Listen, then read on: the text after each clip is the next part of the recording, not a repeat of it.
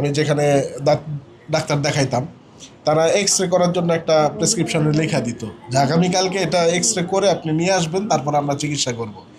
কোনো প্যারাই দিলেন না, আসলাম বসলাম, এক্স রে করলেন, রোড ক্যানেল করলেন, স্কেলিং করলেন, মানে কোনো আলাপ পাই নেই, একদম ব্যথা মুক্ত। আর মনে হয় দাঁতও মনে হয় অনেক সুন্দর দেখা যাইতেছে এখন। আমার আসলে দাঁতগুলো একটু ইঁদুরের দাঁতের মতো চিকন চিকন আঁকা বাঁকা নিচের দাঁতগুলা, তো ওইখানে ময়লা জমা যায়, আমার কিছুদিন পর পরই সার্ভিস নিতে হয়, আপনি তো জানেন ভালো করেই। তো যাই হোক, এখন মুখটা খুব ফ্রেশ মনে হচ্ছে, ব্যথা বলতে তো কিছু নাই, আর কাজ করার সময় তেমন কোনো ব্যথা পাই নাই। হ্যালো, আসসালামু আলাইকুম এভরিওয়ান। আমি doctor Mohammad Saifur Rahman, doctor সাইফুরস dental প্ল্যানেটের page থেকে আরও একজন সম্মানিত পেশেন্টের রিভিউ নিয়ে চলে আসলাম।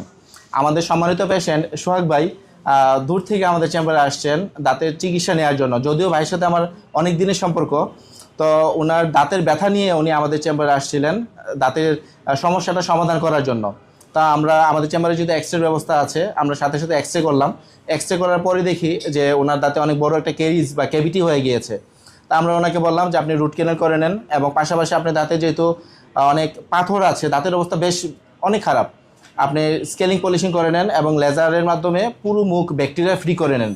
তো চলেন, আমরা যে এতগুলো কাজ করলাম, এতগুলো ট্রিটমেন্ট ওনাকে দিলাম, যে উনি এখন কেমন আছেন, উনি সুস্থ আছেন কিনা, বা ওনার আদতও কোনো সমস্যা হয়েছে কিনা, এবং কাজ করার মাঝখানে উনি কতটুকু ব্যথা পাইছেন। চলেন রুগীর মুখ থেকে সম্পূর্ণ প্রসিডিওরটা একটু শুনি। আপনি যদি আপনার অভিজ্ঞতাটা একটু সবার সাথে শেয়ার করেন, আমাদের চেম্বারে আসার পরে আপনার কীরকম ফিল হয়েছে, যে এখানে আসলে কাজ করলে কতটুকু ব্যথা পাওয়া যায়, বা চিকিৎসা নিলে একজন রুগী সুস্থ হওয়ার সম্ভাবনা কতটুকু থাকে। প্রথমত হচ্ছে হসপিটাল বা ক্লিনিক যেটাই বলেন, সেখানে গেলে মানুষ একটু ঘাবড়ায়, তারপর হচ্ছে ব্যথা পাবে কিনা, সমস্যা হবে কিনা, এইসব নিয়ে একটু টেনশনে থাকে।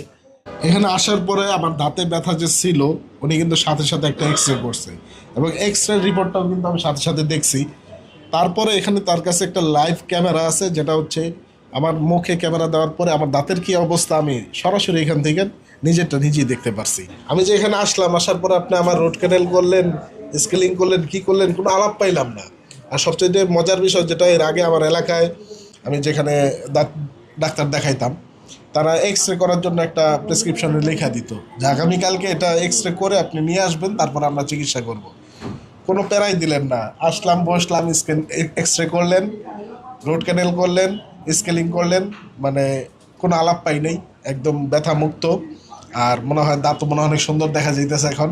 আমার আসলে দাঁতগুলো একটু ইঁদুরের দাঁতের মতো চিকন চিকন আঁকা বাঁকা নিচের দাঁতগুলা, তো ওইখানে ময়লা জমা যায়, আমার কিছুদিন পর পরই সার্ভিস নিতে হয়, আপনি তো জানেন ভালো করেই।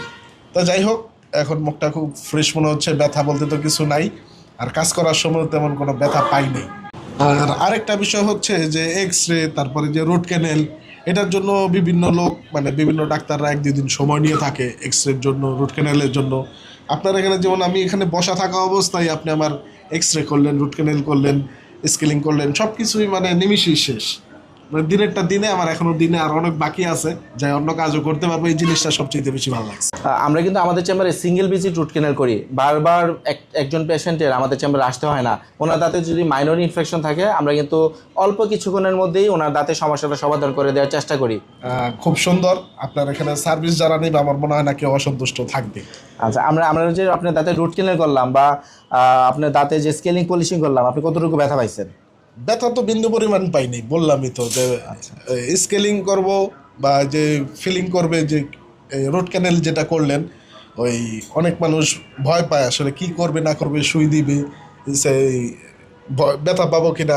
ব্যথা বলতে কোনো কিছু আমার এখানে আমি পাইনি। আচ্ছা, যাক আলহামদুলিল্লাহ।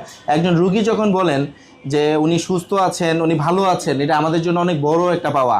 সবাই আমাদের জন্য দোয়া করবেন, আমরা যেন এইভাবে প্রত্যেকটা রুগী সেবা দিয়ে যেতে পারি। সবাই ভালো থাকবেন, আপনিও ভালো থাকবেন।